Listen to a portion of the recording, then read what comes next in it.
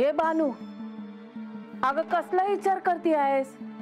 नाही, कसलाच नाही. मावशीला सांगाव का आता विष्णुदेव येऊन गेलो आणि त्यांनी मला वरद दिला आहे ते? नाही न ग, आत्ता न ग सांगाय. अगोदर मी देवानी सांगितलं आहे तसं कमळ गोळा करायला जात. रंगे अजून कस का आला नाही कळना झालंय. अगं बाया, अंगावर कचरा पडतय, तिकडे सरक.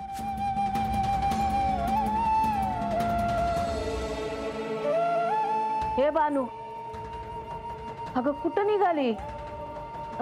कुठं नाही, दाराबाहेर बघत होते. का ग, काय झालं? नाही, असंच विचारलं.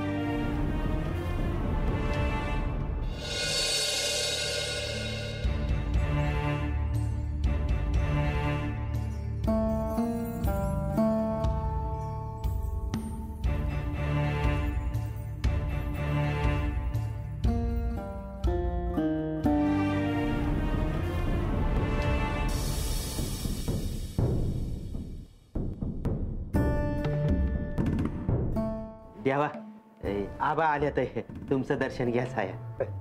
जेजुरी तुमचे स्वागत आहे.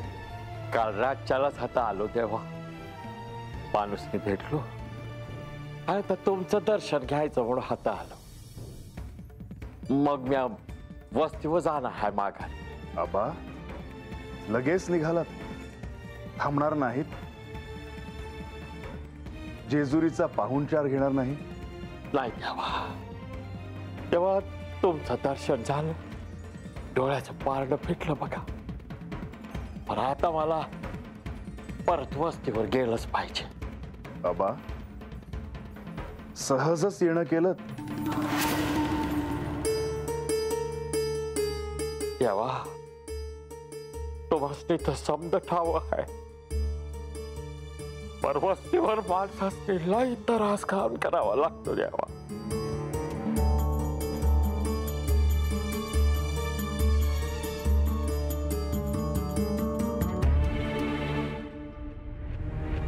तर देवा, असं हाय बघा,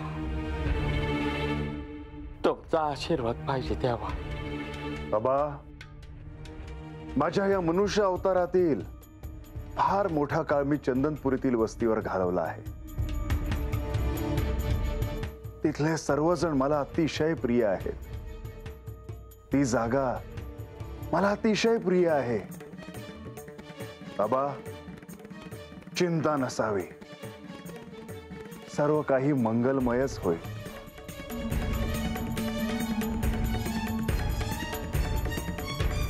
शुभम भवतु.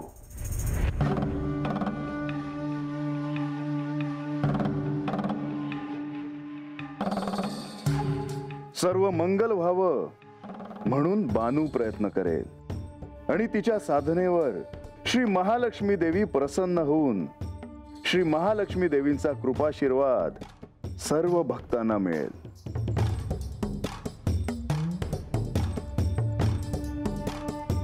कुठे गेला होता तुम्ही? मी बाणाईकडे गेलो होतो. बानूकडे? हो, श्री खंडेरायांनी एक कार्य सोपवले होते, ते पूर्ण करण्याच्या हेतूनच तिथे गेलो होतो. कोणतं कार्य? चंदनपुरीतील प्रजेसमोर काही मोठ्या समस्या उभ्या आहेत. त्यासाठी आबा चंदनपुरीहून बानूची भेट घेण्याकरता आले होते. त्यांनी श्री खंडेरायांची देखील भेट घेतली. मग तुमचं आणि श्री खंडेरायांचं चंदनपुरीला जाऊन काही उपाययोजना करण्यासंदर्भात बोलणं झालं असावं, नाही? देवी, श्री खंडेरायांनी एक कार्य सोपवलं होतं, ते पूर्ण केलं. यासाठी बाणाईला एक साधना करावी लागेल, हेच तिला सांगायचं होतं. साधना? कोणाची?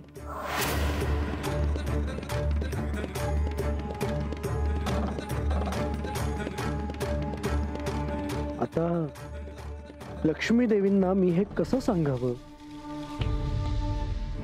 काय झालं? कसला विचार करता आहात? काही नाही, योग्य वेळ येऊ दे, तुम्हाला सारं काही कळेल. आत्ता जे कार्य पूर्ण झालं आहे ते मी श्री खंडेरायांना सांगून येतो.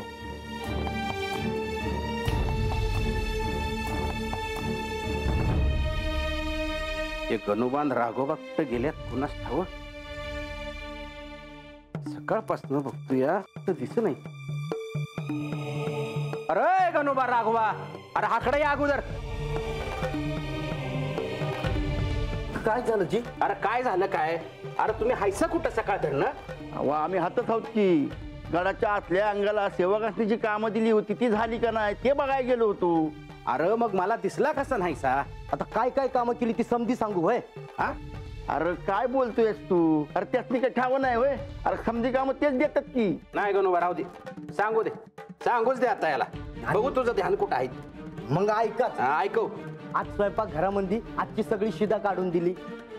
राजवाड्यामध्ये आसनं आणि त्यावरची कापडं लावली आणि सांच्याला आज मशाली पेटवायची आहे ती त्या मशाली धुवून ठेवल्या आणि गडाच्या दारापाशी सडा घातला.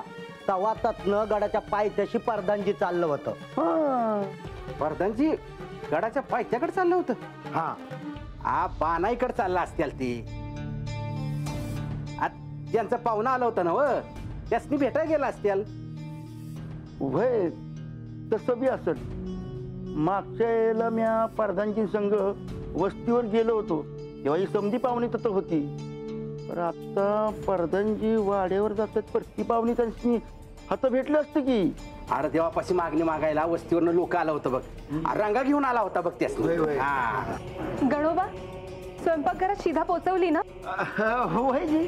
पर काय हो, काय मागणं मागायला गेले असतील ते देवाकडं? आणि परदानजी बी बाणाईकडे गेलो होतो म्हणजे काय बाई महत्वाचं काम असेल. राघोबा, आपण नंतर बोलूया. येतो. थांबा थांबा थांबा, हे काय म्हणाले आता? प्रधानजी बानूकडे गेले आहेत? हा, होय, त्यांचं काही काम असेल हो. आणि गडावर कोण कोणाचं मागणं घेऊन आले होते म्हणाले हे? अहो काय नाही, वस्तीवरनं ते लोक आली होती. अहो नाही हो, बाणाईच्या वस्तीवरनं आले होते आबा देवासनी भेटाया. आणि नंतर प्रधानजी बानूला भेटायला गेले ते. हा, काय काम असावं? मी आलेच. हा, अहो अरे ये राघोबा, अरे तुझं डोसकं जागेवर आहे का नाही? हा, त्यांच्या मोहर कशा पाहिजे समज बोललास? अहो ध्यानातच नाही आलं बघा माझ्या. अरे ते आता देवींकडे जातील आणि उगा काय ते वाढवून सांगतील. अरे काय करावं तुझं आता? अहो चुकलं बघा माझं. हा, चूक झाली म्हण. चला आता, मोहर व्हायचं ते होणारच आहे. चला. चूक झाली हो.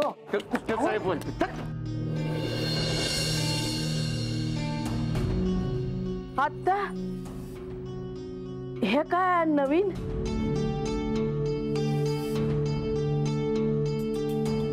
मावशे जरा जाऊन येते, फुलं आणते. हवं तुम्ही कशा पाहिजे जातायसा? मी जाते की, नाहीतर चाकरासनी पाठवते, बाहेरच असतील ती. नग कशाला उगा? आता रंग्या येईलच, त्याला सांगायचं का जा आणि घेऊन ये फुले म्हणून. आता मावशीला काय सांगावं?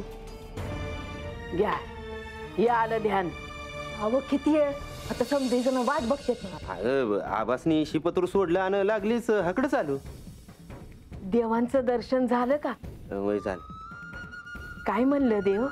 बानुपाई देवांचं पाय आपल्या वस्तीला लागलंय आणि बानुपाईच समध्यांचं चांगलं होणार आहे. म्हणजे म्या सांगते मावशी. म्या अगोदर नाही सांगितलं, पर आता सांगते. मावशे मग विष्णुदेव हात येऊन गेले. त्यांनी मला सांगितलं का वस्तीवरल्या समध्यांचं भलं व्हावं म्हणून म्या महालक्ष्मी देवींची प्रार्थना कराय होईल. आणि ते कसं काय? त्या तर गडावर आहे ती, आणि तू त्यासनी कस काय भेटणार?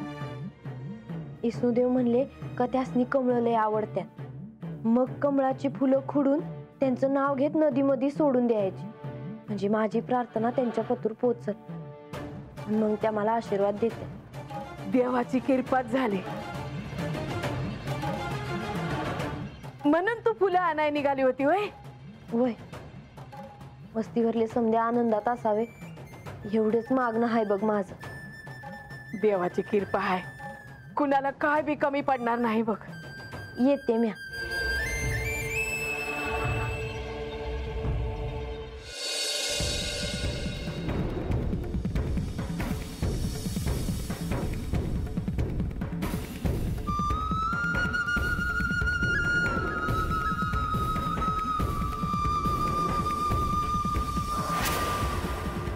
देवी, जशी आपल्याला सहाय्याची आवश्यकता भासेल असे आपण म्हणालात, तसेच बाणाईला देखील सत्य शोधताना सहाय्य लाभू शकेल. देवी देवी देवी माधवी, काय झालं? तू अशी धावत का आलीस? देवी, तुम्हाला एक महत्वाची वार्ता द्यायची आहे. महत्वाची वार्ता? हो देवी. कशाबद्दल बोलायचंय तुला माधवी? असं काय घडलंय गडावर? देवी, माझ्या कानावर आलं की प्रधानजी बानूला भेटायला गेले आहेत.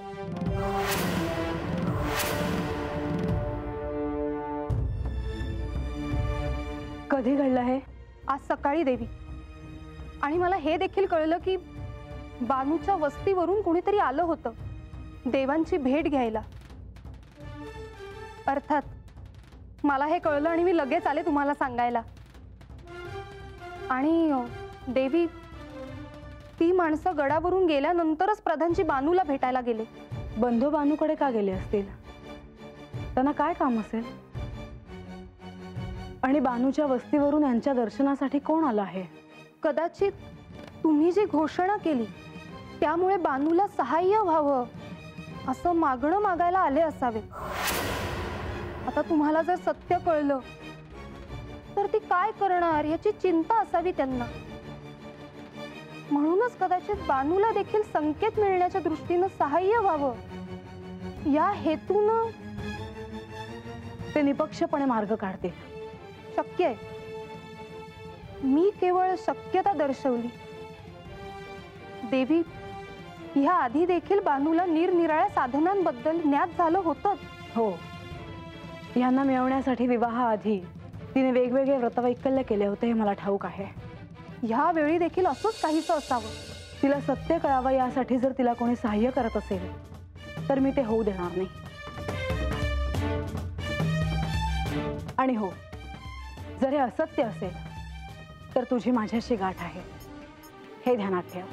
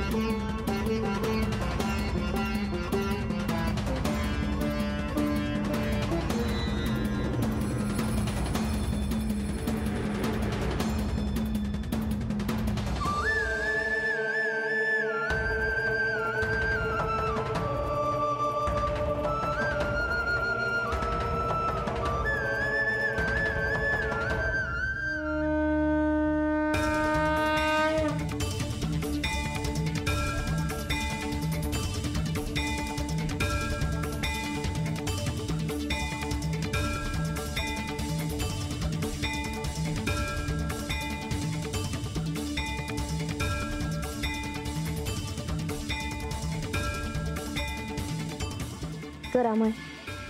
तुझ्या नदीच्या पाण्यापायी हत समधीकडं भरभराट आहे.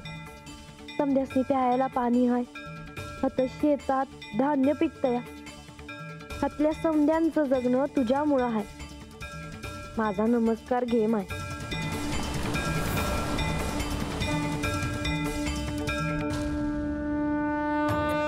बाणाई,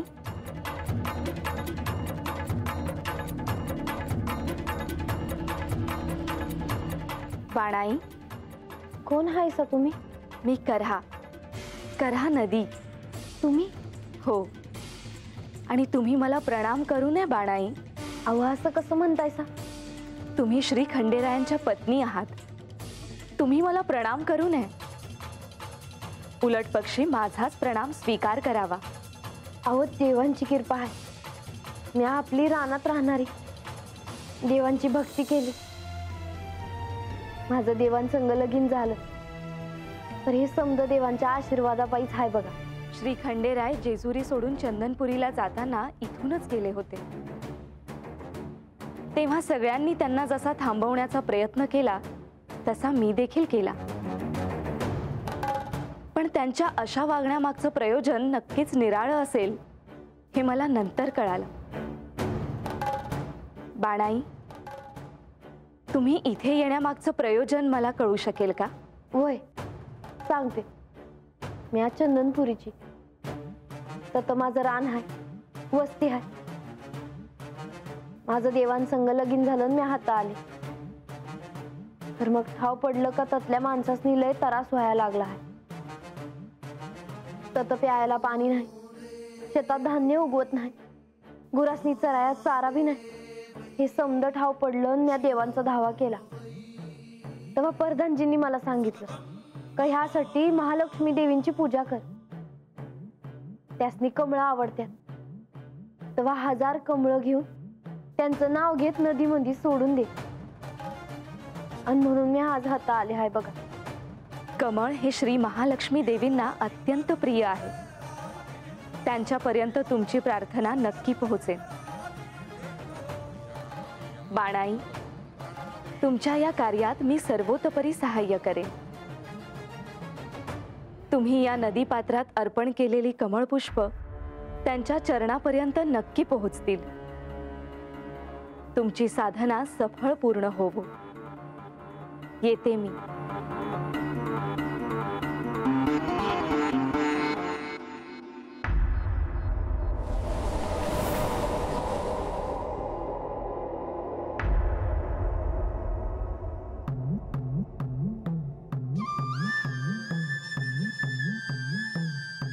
लक्ष्मी देवी, माझ्या मनातलं मागणं पुरं व्हावं.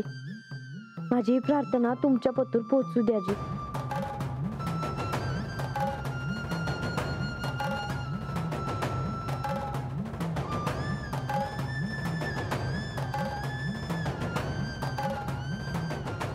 श्री महालक्ष्मी देवे नमः.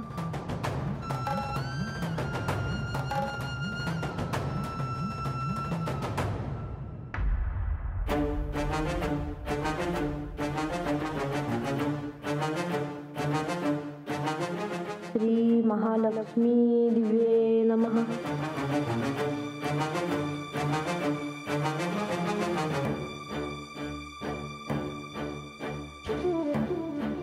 श्री महालक्ष्मी दिव्ये नमः.